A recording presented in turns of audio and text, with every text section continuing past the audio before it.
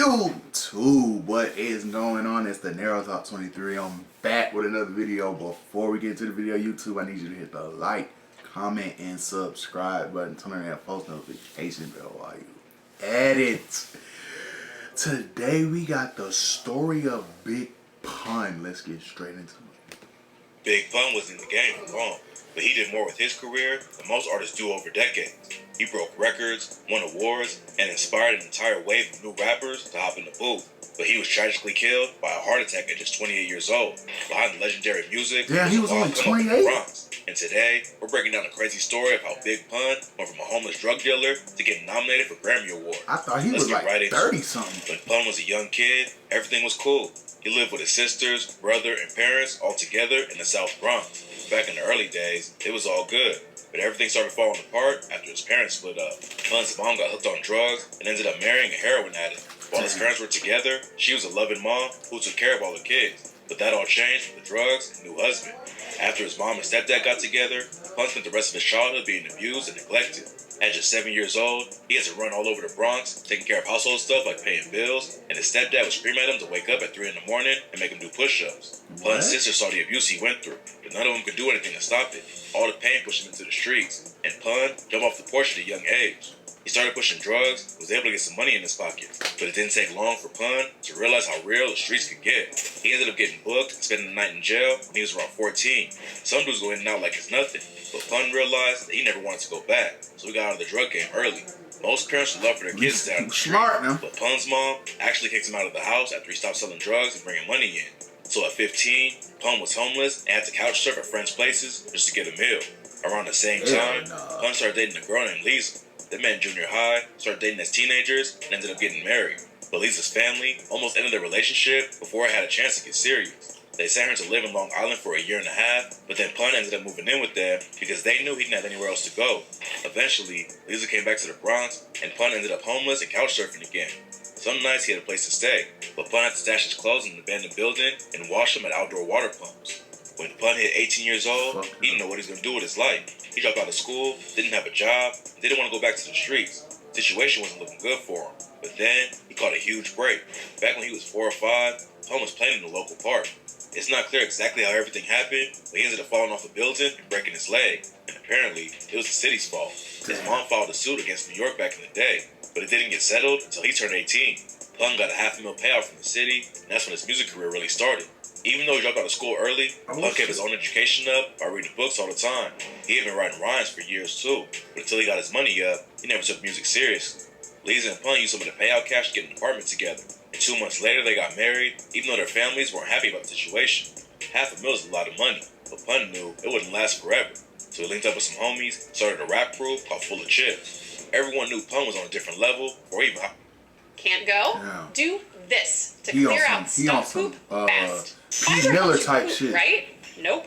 According to well, not the same thing, but no, P. Miller, his dad, his grandfather died because the hospital had gave him the wrong medicine, and they used the money that they got from that suit to start up a record store, and it took off from there. So folks smart. His skills were crazy off the jump, and all the reading he did had a huge impact on his raps. Back then, he was going by the name Big Moondog, but in '95, he linked up with Fat Joe and became Big Punisher.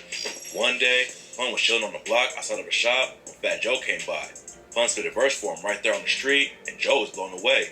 He was so impressed with his skills that he called up Pun the next day and put him on his album. It's easier now for unknown artists to pop off on social media, but back in the day, you usually had to grind it out for years before catching a buzz. Pun was different though. In '97, he dropped his debut single, I'm Not a Player, and hit number 57 on the Billboard Hot 100. Then he followed it up with a remix that went even crazier and hit number 24 on the chart. When Pun dropped his album, Capital Punishment, in '98, it changed the whole game. The record blew up, and Pun became the first Latino rapper to ever go platinum.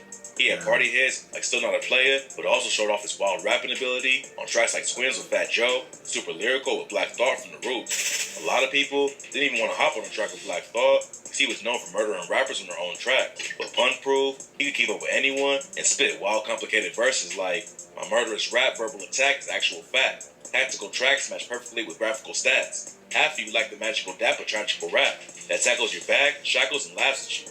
And on the track, what the hell? I gotta reread that shit. I don't know what he said. the magical dap. They say my murderous rap verbal attack is actual fact. Tactical tracks match perfectly with graphical stats. Half of you lack the magical dap of the tragical rap that tackles you back and shackles you and laughs at you.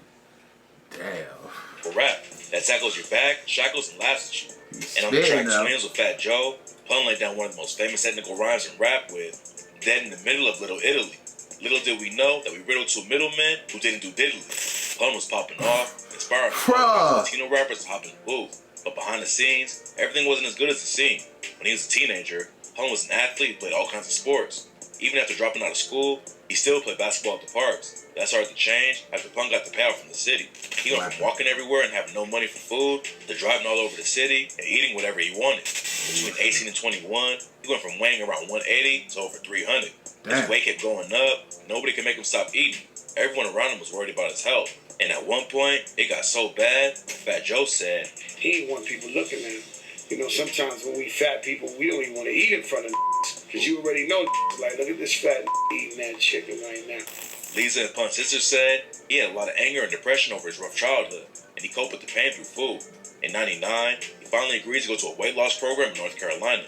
He dropped 80 pounds and was on the right track, but then he left the program before it was over and ended up gaining even more weight than before. Pun was killing himself with food, but he was also taking his issues out on his family. Everyone says Pun loved Lisa like crazy, but she was also abused during their entire relationship. Lisa says he would beat her, wouldn't let her go to school, and sometimes got so mad she thought he would kill her. Pun always had guns all around him. One day, he was chilling with Lisa, his sister, and a lot of other family members, and he put a pistol on the couch where a bunch of kids were running around playing. Pun's brother-in-law stashed it somewhere away from the kids, and Pun went crazy when he couldn't find the strap. Lisa found out where it was and gave it back to Pun, but he was so angry over the situation that he brutally pistol-whipped her in the face. Lisa ran upstairs to get away from him, because at that point, Pun was too fat to even walk up or fly the stairs. The whole thing was caught on tape, and it proves how horrible the situation was behind the scenes. Pun's health was getting worse and worse. Hell and he no. knew that something had to change. Are they playing the video? The situation was behind the scenes. Pun's health was getting worse and worse. And the situation was behind the scenes. I'm sorry, I can't get to the word. Because at that point, Pun was too fat to even walk up or fly the stairs. The whole thing was caught on tape, and it proves how horrible the situation was behind the scenes. Pun's health was getting worse and worse, and he knew that something had to change. In February 2000, he had to pull out of performing on Saturday Night Live with Fat Joe and Jennifer Lopez. And the next day, he told his sister he would get the weight loss surgery she had been talking to him about, but it was already too late for Pun. The next day, he had a heart attack and was rushed to the hospital. By that point, he was too big to even fit on the stretcher, so the paramedics had to roll him out of his hotel on a luggage cart. They tried to revive him, and Pun tragically passed away at just 28 years old. When he died, he weighed almost 700 pounds, and a medical examiner said his heart was 3 times the size of a normal person. His body just couldn't handle all the weight he was carrying, and he didn't get the help he needed before it was too late. Pun only released one album while he was alive, but his impact on the rap game was huge. He paved the way for other Latino artists in the industry, and over 20 years later, rappers are still influenced by his rhyme patterns and writing skills. In 2014, Lisa sued Fat Joe over money that Pun's music made after he died. According to her, she hadn't seen a dime since 2005. The case was settled out of court, but Lisa accused Joe of holding out on over $2 million in royalty. Last year, Fat Joe went on Drink Champs and gave his side of the story. According to him, you say Fat Joe's jerking you, take everything. To the family. No, to the family. Take everything. Not a problem. You know, everybody got whatever they want. You know, get everything. Fat Joe doesn't own a dollar, no tax. I don't have nothing to do with Big Pun. That's what y'all wanted. It's not clear how everything really went on behind the scenes, but it's unfortunate how the situation turned out between Joe and Pun's family. Pun's friends and family might have beef right now, but in the Bronx, it's still all love for him. Last March, the city gave him his flowers and named the street Big Pun Plaza in his honor. For a dude who was only in the game for a few years, it's wild how much his name has been kept alive over 20 years later. Pun was a complicated dude who had a lot of issues, but that doesn't take away from what he was able to achieve. If he had gotten the help he needed earlier in his life, he'd probably still be at the top of the industry. But unfortunately, that's not how it worked out, and the rap game lost one of its most talented artists at just 28 years old. Rest in peace to Big Pun. Damn, bro, it's like, damn, man. It's like, I just can't stop saying damn, because for him to go from how he used to look to almost 700 pounds, like, that's like unthinkable, some shit like that. I don't even know. Well, rest in peace to that man. But YouTube, if you're rocking with the channel, go ahead and leave me a like, comment, and subscribe. Get me to 1,000 subs, man. Catch me on the next one.